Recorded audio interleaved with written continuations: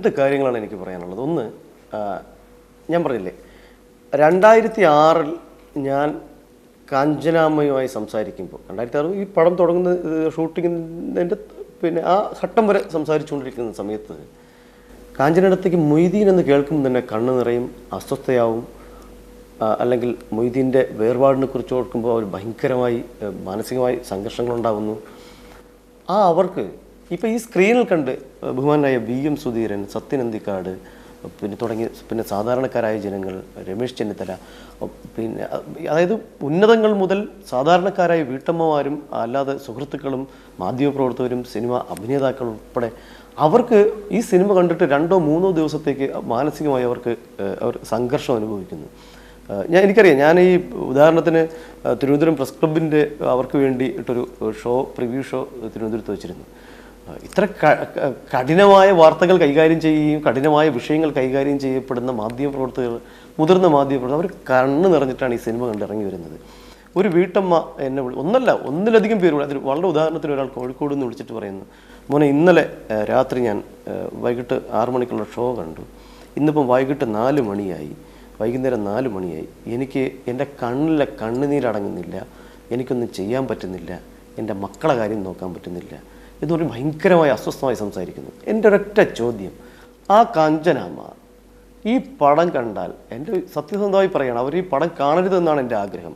അവർക്ക് താങ്ങാൻ പറ്റില്ല എന്നുള്ളതിനകത്ത് മറ്റാരേക്കാണ് എനിക്ക് നന്നായിട്ടറിയാം. ഒന്ന്, പിന്നെ ഈ പത്രങ്ങളിൽ എഴുതുന്ന അവർക്കൊക്കെ മുഖങ്ങളില്ല എന്നുള്ളതാണ്. ആരോ ആരോപിച്ചു അല്ലെങ്കിൽ ആരോ പറഞ്ഞു, മുഖങ്ങളില്ലാത്തവരുടെ എനിക്ക് ഉത്തരം നൽകാൻ താല്പര്യമില്ല. അതിനകത്ത് എൻ്റെ പ്രൊഡ്യൂസർമാർ, എൻ്റെ ഡോക്യുമെൻ്ററി, അവർ ഈ സിനിമ ചെയ്യാൻ വേണ്ടി ആഗ്രഹിച്ച് നടന്ന നിർമ്മാതാക്കളല്ല അവർ. ബിനോയ് ശങ്കരത്തും രാഗി തോമസും പിന്നെ സുരേഷും, ബിനോയും രാഗി, ഇവരൊക്കെ എന്ന് വെച്ചാൽ ഇവർ എൻ്റെ ഡോക്യുമെൻ്ററി കണ്ട് ഇത് ജീവിതത്തിൽ സിനിമ ചെയ്യുമെങ്കിൽ ഇതേ ചെയ്യുമെന്ന് വാശിയുള്ളവരായിരുന്നു. ഒന്ന്. രണ്ട്, ഈ നിമിഷം വരെ ഇത് ഇങ്ങനെ ചെയ്താൽ നമുക്കിത് കൊമേഴ്സ്യലാക്കാം, അവർക്ക് അതിനെക്കുറിച്ച് അറിയില്ല എന്നുള്ളതാണ്. കാരണം ഈ ഡോക്യുമെൻ്ററിയെ കുറിച്ചല്ലാതെ അവർ മറ്റൊരു തരത്തിൽ ഈ ജീവിതം പുറത്തു വരിക എന്നുള്ളതല്ലാതെ അവർ മറ്റൊന്നും ആഗ്രഹിച്ചിരുന്നില്ല. രണ്ട്, ഏതെങ്കിലും നിർമ്മാതാക്കളോ ഏതെങ്കിലും ആൾക്കാരോ നമുക്കിവിടെ ഇത് ചെയ്താൽ കുറച്ച് കച്ചവടവൽക്കരിക്കാം എന്ന് പറഞ്ഞിരുന്നെങ്കിൽ എൻ്റെ സ്വഭാവം അനുസരിച്ച് മറ്റൊന്നായിരിക്കും എൻ്റെ നിന്ന് അവർ കേൾക്കേണ്ടി വരിക. എന്തുകൊണ്ടോ ഒരു സൗഭാഗ്യം കൊണ്ട് എൻ്റെ നിർമ്മാതാക്കൾ ഞാൻ എഴുതി വെച്ചതിനപ്പുറത്തേക്ക് ഒരു അക്ഷരത്തിൽ അവർ ഇടപെടാൻ വന്നിട്ടില്ല എന്നുള്ളത് വലിയ സൗഭാഗ്യം. സത്യസന്ധമായി പറഞ്ഞാൽ ഇതിനകത്ത് പൃഥ്വി മുതൽ ഒരു ജൂനിയർ ആർട്ടിസ്റ്റ് വരെ ഗംഭീരമായി സിനിമയിൽ ഇടപെട്ടു എന്നുള്ളതാണ് യാഥാർത്ഥ്യം. ഞാൻ ഉണ്ടാക്കി വെച്ച അല്ലെങ്കിൽ ഈ കഥാപാത്രങ്ങളെ അതിഗംഭീരമായി പഠിച്ച് അല്ലെങ്കിൽ അതിഗംഭീരമായി നമ്മൾ വിചാരിക്കുന്നതിനപ്പുറത്തേക്ക് അവരതിൽ ഇടപെട്ട് നന്നാക്കി എന്നുള്ളതാണ്.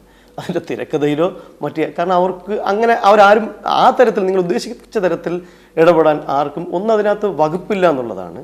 പിന്നെ സ്വാഭാവികമായിട്ടും പൃഥ്വി ഞാനുമായിട്ട് ഓരോ കാര്യങ്ങൾ ഡിസ്കസ് ചെയ്യാറുണ്ട്. അതിനപ്പുറത്തേക്ക് കാരണം ഇത് അങ്ങനെ ചെയ്യാനുള്ളൊരു പടമല്ല, അതാണ് അതിൻ്റെ യാഥാർത്ഥ്യം. ഞാൻ ഒരു പിതാവാണ്, ഞാനൊരു ഭർത്താവാണ്, ഞാനൊരു അമ്മയുടെ മകനാണ്. ഞാൻ കുടുംബത്തെ നന്നായി പ്രണയിക്കുന്നുണ്ട്. ഇനി ഈ പറഞ്ഞതുപോലെ ഇത്രയും കാലം ഞാൻ എൻ്റെ മൊയ്തീനെയും കാഞ്ചനയെയും നന്നായി പ്രണയിച്ചു. ആ പ്രണയം ജനങ്ങൾ ഏറ്റെടുത്തു. ഇപ്പോൾ എനിക്കൊപ്പം ഇപ്പം കേരളത്തിലെ നല്ല ജനങ്ങൾ മൊയ്തീനെയും കാഞ്ചനയെയും പ്രണയിക്കുന്നു. അപ്പം ഈ സിനിമ റിലീസാവുന്നതിൻ്റെ അന്ന് മുതൽ ഈ നിമിഷം വരെ എൻ്റെ ഒരു ദിനചര്യയിൽ രാവിലെ എണീക്കുക, കാഞ്ചനയ്ക്കും മൊയ്തീനും പിന്നാലെ പോവുക, അങ്ങനെയുള്ള സഞ്ചാരമായിരുന്നു. സ്വാഭാവികമായിട്ട് ഇപ്പോഴും അങ്ങനെ തന്നെയാണ്. രാവിലെ എല്ലാ തിയേറ്ററുകളിലും പോവുക, അല്ലെങ്കിൽ ഇതിൻ്റെ മറ്റു കാര്യങ്ങൾ അന്വേഷിക്കുക ഒക്കെയാണ്. എന്നാലും ഞാൻ മറ്റ് ചില പദ്ധതികൾ ഇട്ടിട്ടുണ്ട്. മൊയ്തീൻ കാഞ്ചന ഞാൻ തമിഴിലേക്ക് ചെയ്യുന്നുണ്ട്. പിന്നെ അതിൻ്റെ ചർച്ചകൾ ഇപ്പം സമാന്തരമായി നടക്കുകയാണ്. ഇതാണ് പുതിയ കാര്യങ്ങൾ. തീർച്ചയായും ഒരു സിനിമയുടെ ഒരു നല്ല തിരക്കഥ, ഒരു മോശം തിരക്കഥയെ ഭയങ്കരമായി ജനകീയമാക്കിയ ഒരു സിനിമ നമ്മൾ അതിനെക്കുറിച്ച് അത്രമേൽ പറയാൻ ആളല്ല, എങ്കിലും അങ്ങനെ ആവും എന്ന് ഞാൻ വിശ്വസിക്കുന്നില്ല. രണ്ട്, സ്വാഭാവികമായിട്ടും ഒരു സംവിധായകൻ്റെ ചിന്തയും അയാളുടെ സാങ്കേതികമായ തീരുമാനങ്ങളും അല്ലെങ്കിൽ അയാൾ ഉണ്ടാക്കുന്ന ഒരു ചട്ടക്കൂടും ഒക്കെ തന്നെയായിരിക്കാം ഒരു മികച്ച സിനിമയെ ഉണ്ടാക്കുന്നത്. പക്ഷേ അതിൽ അഭിനയിക്കുന്ന താരം, അല്ലെങ്കിൽ വലിയ താരമായാലും ചെറിയ താരമായാലും, ഇപ്പോൾ എൻ്റെ സിനിമയെ സംബന്ധിച്ച് മൊയ്തീനെ പൃഥ്വിരാജ് അനശ്വരമാക്കി. പാർവതി കാഞ്ചനമാലയെ അതിനേക്കാൾ അതുപോലെ തന്നെ മികച്ചതാക്കി.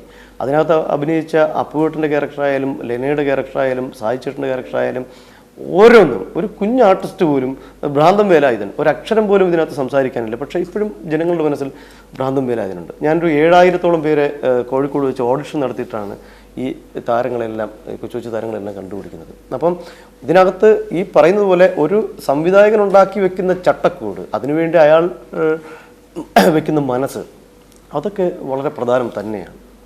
ഈ സിനിമ തിയേറ്ററിൽ എത്തുന്നതിന് തൊട്ട് മുമ്പ് വരെ ഒരു വലിയ ആൾക്കൂട്ടം വടിവാളും ചുറ്റികയും അറയ്ക്കവാളുമായി ഇങ്ങനെ ചുറ്റും നിൽക്കുന്നത് എനിക്കറിയാം. ഈ സിനിമ എവിടെയെങ്കിലും കാലിടറി വീണു പോയെങ്കിൽ അതിൽ ആദ്യത്തെ റീത്ത് വയ്ക്കുന്നത് ആരായിരിക്കുമെന്ന് മാത്രമേ എനിക്ക് ചിന്തയുണ്ടായിരുന്നുള്ളൂ. മഹാനായ ദൈവം, അല്ലെങ്കിൽ ഏതോ അചിന്ത്യവും അവ്യക്തവുമായ ഒരു പ്രദേശത്തിരുന്ന ഒരു മൊയ്തീൻ എന്നെ ഭയങ്കരമായി സഹായിച്ചു എന്നതാണ് എനിക്ക് തോന്നുന്നത്. എന്നോട് പൃഥ്വി എപ്പോഴും പറയും, വിമൽ ദൈവത്തോട് ഭയങ്കരമായി പ്രാർത്ഥിക്കൂ ഈ സിനിമ ഹിറ്റാവാൻ, അല്ലെങ്കിൽ സംഭവിക്കാൻ പോകുന്നത് നിങ്ങൾ ഈ പറഞ്ഞതൊക്കെ തന്നെയായിരിക്കും. ആദ്യത്തെ റീത്ത് ആര് വയ്ക്കും, അത് മാത്രമേ എനിക്ക് സംശയം ഉണ്ടായിരുന്നുള്ളൂ. അല്ല, എന്നെ സംബന്ധിച്ച് ഞാൻ നാളെ രാവിലെ ഇവിടുത്തെ സംവിധായകനാവണമെന്ന് ആഗ്രഹിച്ച ആളെയില്ല. സത്യസന്ധമായി പറഞ്ഞു, ഞാനൊരു മാധ്യമപ്രവർത്തകനായിരുന്നു. ഞാൻ എൻ്റെ പരിമിതമായ ലളിതമായ എൻ്റെ ഒരു പാവപ്പെട്ട അമ്മയുടെ പ്രാർത്ഥന കൊണ്ട് ജീവിച്ചു വന്നൊരാളാണ് ഞാൻ. എൻ്റെ ജീവിതം വളരെ ഈ പറഞ്ഞതുപോലെ വളരെ സാധാരണമാണ്. ഇനിയിപ്പോൾ ഇതൊരു മഹാവിജയമായതുകൊണ്ട് എന്നെ നാളെ ഇവിടെ മഹാനായി വാഴ്ത്തുമെന്നൊന്നും എനിക്ക് പ്രതീക്ഷയില്ല.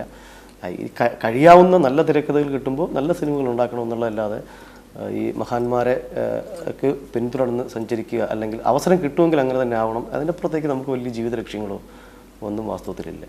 എനിക്കതിനെക്കുറിച്ച് അധികം പറയാനുമില്ല.